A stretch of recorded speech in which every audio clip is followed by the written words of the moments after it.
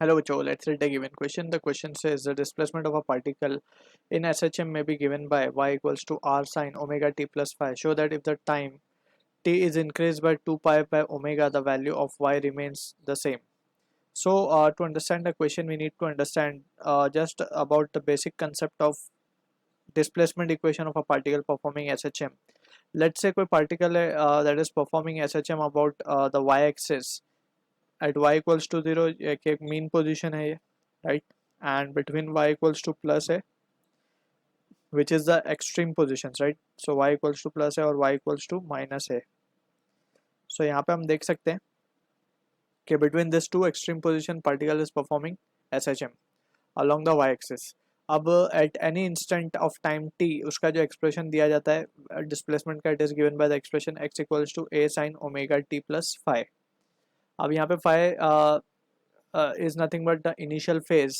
अब initial phase अगर particle is starting from mean position, so initial phase will be 0, or we can say phi will be 0 when particle starts from mean position, and phi will become pi by 2 when particle start from extreme position, right? ये mathematically भी हम show कर सकते हैं, and we can also show it with the help of a means we can say phasor diagram जिसको हम कहते हैं, which is basically the projection of UCM as SHM, right? So these are the few important point that we need to keep in mind. अब यहाँ पे we can see कि यहाँ पे हम देख सकते हैं, और इसको हम इस तरीके से भी, अगर ये जो क्वेश्चन हमसे पूछा, हम डायरेक्टली इसको समझ सकते हैं कि 2 पाई बाय ओमेगा से टाइम अगर बढ़ जाए, यानी कि हमें पता है कि जब एक कंप्लीट सर्कल जब कंप्लीट होता है तो बेसिकली जो पार्टिकल जो सर्कुलर मोशन में घूम रहा है, लेट्स से ये पार्टिकल है, ये पार्टिकल यहाँ से घूम करके इसी पॉइंट पे जब वापस आएगा, so it will complete one time period. So एक टाइम पीरियड में वो कितना एंगुलर डिस्प्लेसमेंट लेगा, 2 पाई के बराबर लेगा, right? And we can say correspondingly अगर वो वापस से घूम करके यहाँ आ रहा है, सो पार्टिकल जो एसएचएम परफॉर्म कर रहा था वो भी यहीं पे आ जाएगा, राइट? एक कंप्लीट सर्कल में एक कंप्लीट ऑसिलेशन होता है पार्टिकल का. So that is what the thing we need to be clear with. So यानी कि जब वो एक कंप्लीट सर्कल कर लेगा तो वो अपनी जगह पे ही आ जाएगा. दैट मीन्स उसका वाई का जो डिस्प्लेसमेंट होगा from mean position, that will remains the same.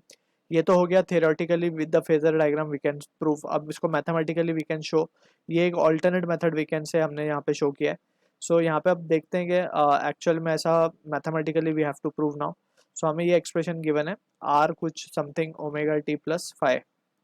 अब हमसे बोला जा रहा है कि टी को क्या करना है, हमें T plus five 2 pi by omega करना है. So we can say therefore Y dash क्या हो जाएगा, Y dash will be equals to R sine. अब टी की जगह पे हम रखेंगे T plus 2 pi by omega, so ये 2 पाई हो जाएगा प्लस ऑफ फाइव. जैसे हमने अंदर भी मल्टीप्लाई कर दिया साथ साथ. सो ये रिजल्ट आएगा हमारे पास R into sine omega T plus five plus 2 pi. ठीक.